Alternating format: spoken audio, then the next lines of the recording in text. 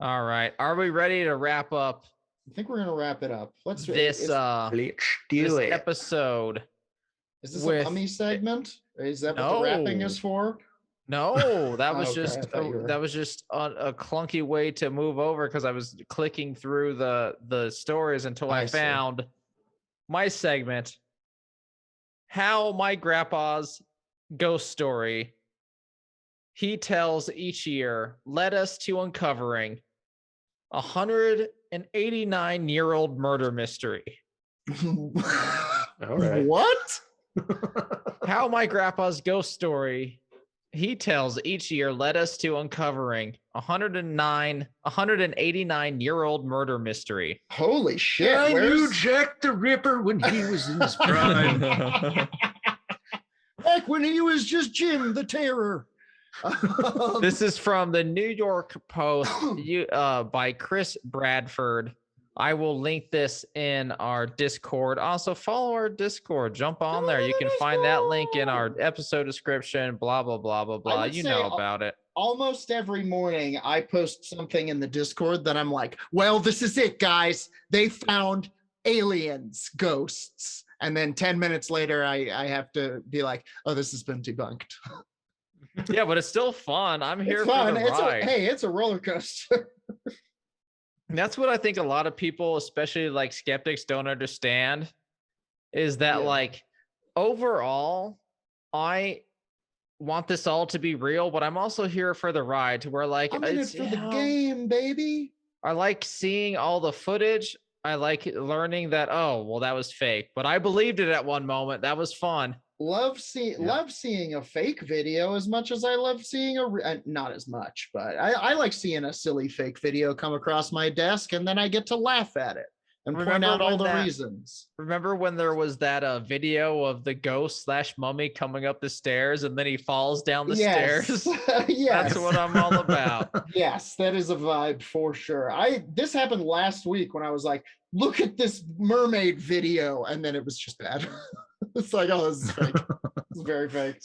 So anyway, back to the New York Post. Thank you, Chris Bradford, for collecting this story, analyzing it, and putting it into a coherent narrative form. A grandpa's haunting Thanksgiving ghost story appeared to help two brothers uncover a near 200-year-old murder mystery. Bill and Frank Watson were told a chilling tale about 57 Irish immigrants who died at a railroad site in Pennsylvania during the cholera epidemic in 1832. Mm-hmm. The area. Holy shit, I think I know this story. Whoa. The area known as Duffy's Cut was the railroad. Duffy's Cut. I know boss. Duffy. The area is known as Duffy's Cut, as the rail workers' boss was named Philip Duffy. It is a stretch of tracks located at around 30 miles from Philadelphia. The brothers were told the chilling tale by their grandpa, a railroad worker, every Thanksgiving. Wow. What a fun Thanksgiving. Truly, truly. Gather around, children. Everybody grab the sacred spike, and we'll all hear the tale of the terrors that lurk the rails. However, here's the thing. They believe the railroad workers died violently, not from cholera. Interesting. Frank told CNN in 2010, "This is a murder mystery from 178 years ago, and it's finally coming to the light of day." Wow. I assume is how he talks. I'm not going to click the CNN link because we're the only real news around here. Yeah, imagine if he'd been doing it as a podcast, he would have been way ahead of that true crime curve. According to the local legend, a man walking home from a tavern claimed to see mysterious green figures dancing in the mist in September 1909. What the fuck? That's right. This fucking took a turn. The mystery is a little bit more than murder, perhaps. The documents quote the unnamed man as saying, "I saw it with my own eyes. I seen it. The ghost of the Irishman who died with cholera a month ago, dancing around the big trench where they were buried. It's true, mister. It was awful. We gotta stop burying people in trenches if we don't want their ghosts to come back. Yeah, You mean mass graves aren't a respectful way? Yeah. really asking for it. Frank inherited the railroad papers from his grandpa and said one of the documents said X marks the spot. Interesting. They suspect that the files contained clues to the location of a mass grave. Wow. Now, Bill and go on. I was just saying, thus begins the Goonies' journey. Sure. Bill and Frank delved deeper into the case, and they started digging in 2002, and years later found forks and a tobacco pipe shard. The brothers didn't believe struggling laborers would discard such items. Well, they would if they died of cholera. Yeah, disease, fork, and a pipe that some dead guy had been smoking on. Nah, I'll leave that. I'm good. Yeah. See, this Henry Ford gentleman's talking about mass production, and I think it might catch on. So I think I might be able to buy a new pipe for cheap. Which is the only thing I'll say positive about the industrialization and the world we now live in. Researchers sure was the end of good Whitland. Researchers, the world ain't been right since Whitland died. Researchers in March 2009 found a bone, raising suspicions that cholera may not have killed the rail workers. Teams also uncovered a skull that had been pierced by a bullet and cleaved by a hatchet. Okay, well, that's some cholera. Bill, a historian, said, "We have no idea what percentage of these guys were murdered, but if we have 57, it's the worst mass murder in Pennsylvania history." Holy fuck. I mean, that is fucking crazy.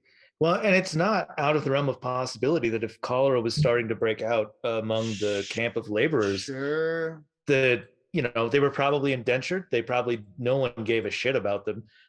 It wouldn't have been a huge thing, I don't think, for some sort of rail baron to just murder them all. To just murder them. Yeah, and maybe So like just he was, stop the cholera in its tracks. some and it Pinkertons could have been like and they just have spoke them up and cut they them were all down. like, we want more blankets, and he was all like, well, I got all these bullets. Oh no.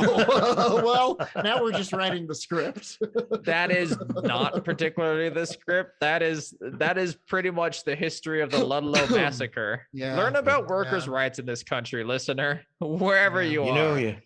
You're Not never that you're going to not be doing warmer that. than you will be in hell. Click, boom. But now we're on to murder mystery. Damn. Okay. That's your trailer right there. So the average age of the workers was around 22 years old. Mhm. Forensic anthropologist Janet Monge. Sure. Yeah, Monge? Janet Monge. Mong. As long as Janet it's not Monge munge. said the case provided vital clues about the lives of Irish immigrants. She said, "It was a cruel and rugged existence that characterizes the immigrant experience, and it speaks very broadly of the xenophobia that existed at the time." It's a Go on. surprising voice for Janet. Mong I think any of us discovered were expecting bones. that. Discovered bones from at least 7 skeletons, Yeah. including 4 skulls. She said, 4 skulls One from 7 skull. skeletons? yeah, 4 That's- skulls, 7 skeletons. Some Jeez. people were conjoined. And several of them had no heads. She said, one skull has a little divot on what would have been the side bone of the skull. That little divot is something that didn't happen when they excavated it out of the ground. Okay. That is both very interesting, and I'm getting on board with the character of Janet Monge as some sort of bone golem, admiring the bones in her collection. The anthropologist speculated that one of the laborers might have been clunked on the head before they died. Fun. We think this is a mass burial site for Shemps and maybe Curlies. There's a couple of Mo's in there. A lot of clunking happening. A lot of clunking poked deaths. eyes. Not a Larry among them. What people don't know is that, yes, the Three Stooges did do a bulk of their stunts. What you don't know is that anytime they were hit really badly and are like, shit, they died. No, that person died. They were an Irish railroad worker. This is their tale. They just got a new Stooge. And this is the Law and Order Werewolf Radar podcast now. This is their story. Researchers believe more bodies are underneath the surface.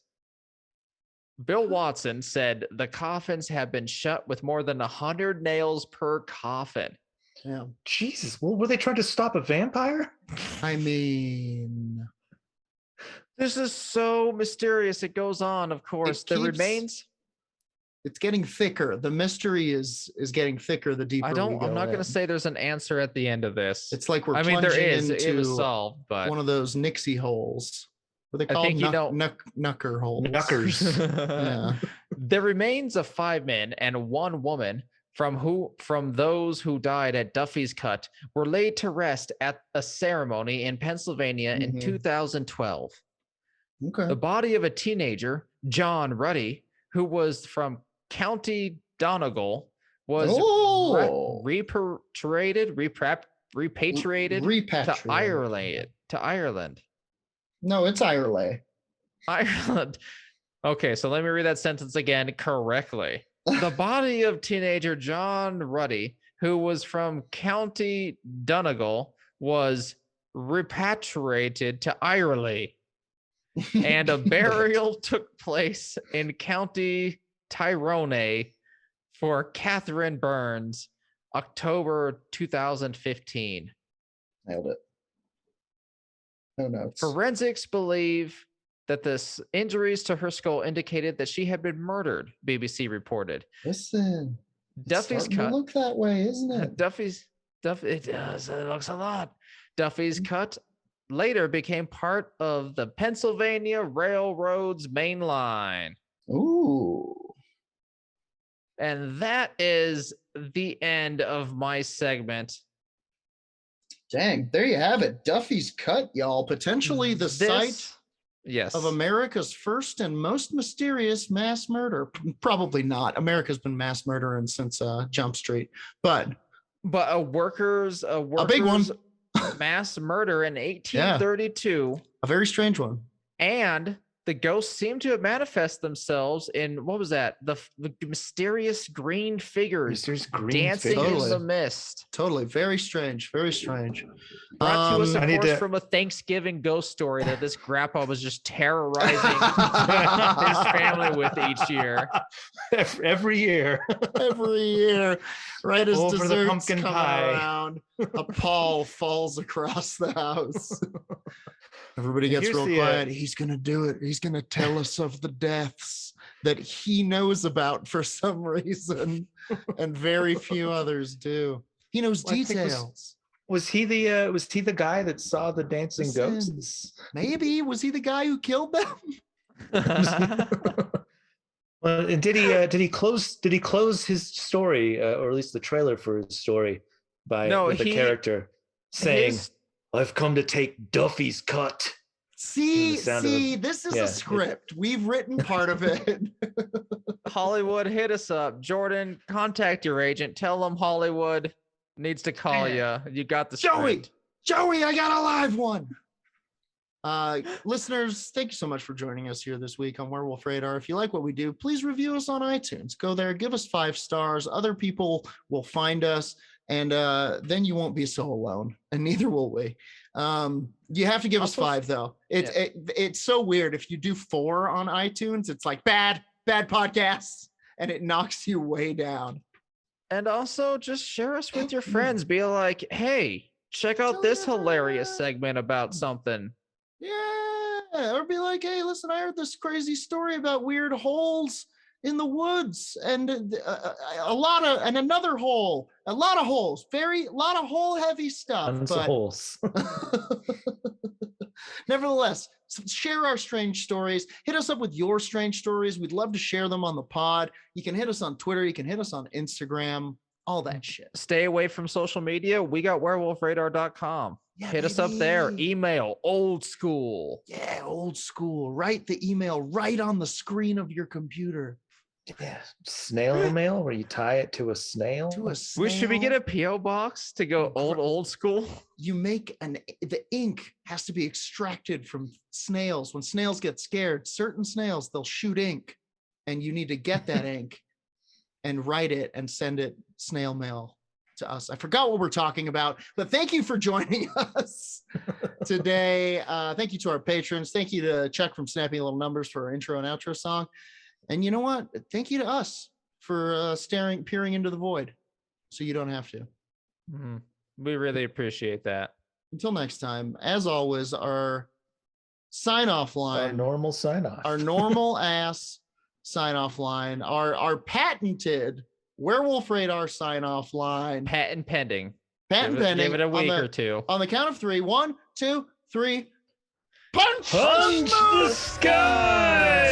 Spaceman Joe.